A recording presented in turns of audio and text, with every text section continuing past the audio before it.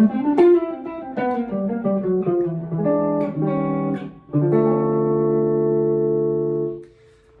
today we are talking about minor major 7 chords. These are very, very interesting sounding, useful chords.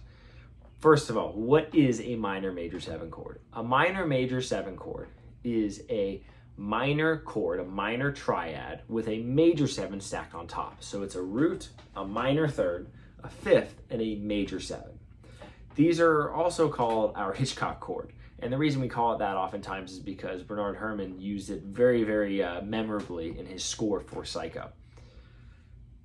So what that means, if these are minor chords with a major 7 stacked on top, is if we know our minor 7 forms on the guitar, all we have to do is make a slight alteration by raising that minor 7th to a major 7th, and we've got tons of different voicings on our guitar. What that also means is if we know our major 7 voicings, we can lower the third from a major third to a minor third and get tons of different voicings on our guitar. So we have a great starting point already. Today, I want to look at a couple voicings with the root on our low E and a couple voicings with the root on our A string, just to kind of get acclimated to what this chord looks and, more importantly, sounds like. So if I play an A minor 7 chord right here, and that sort of E form of our cage system, right? So just barring the 5th fret of our of all of our strings, and then putting my 3rd finger on the 7th fret of our A, that'd be an A minor 7 chord. If I want to turn this into that minor major 7 chord, all I have to do is locate the 7, which in this case is the 5th fret of the D string, right? This is the 1/7 I have in this voicing. I've got root, 5th, 7th, 3rd, 5th, root. So here's the 1/7. I'm going to raise this up a half step, and now I have this. So that's a great voicing for a minor major 7 chord. Another way that we can get to that voicing is, let's look at it through the lens of altering a major 7 chord. So here's A major 7. What I need to do to turn this chord into a minor major 7 chord is I need to lower the 3rd. So I've got to locate the 3rd in this chord. In this case, I've got root, 7, 3rd, 5th. So that 3rd that I'm playing on the 6th fret of my G string, that's the one that's going to get lowered a half step. So now that's going to turn into this, which is that same voicing that we just played, right? I'm leaving out the 5th that I was in that first case playing here, right? Minor 7 to minor major 7, but it's the same thing. And we got there through 2 different routes, right? One starting with our minor 7 voicing, and the other starting with our major 7 voicing. Now let's look at some voicings with the root on our A string. This is a really good one that I like a lot.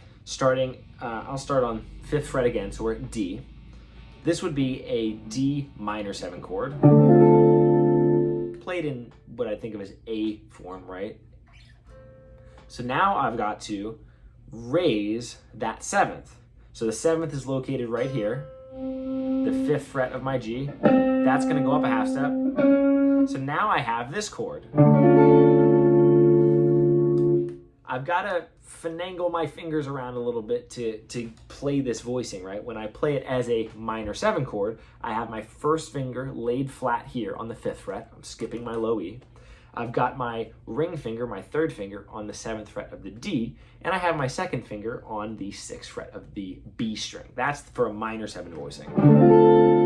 If I want to turn this into a minor major 7 chord, a D minor major 7 chord, I've got to raise the note that I have right here. So now I've got to move my fingers around a little bit. My 1st finger is still going to be flat across that 5th fret.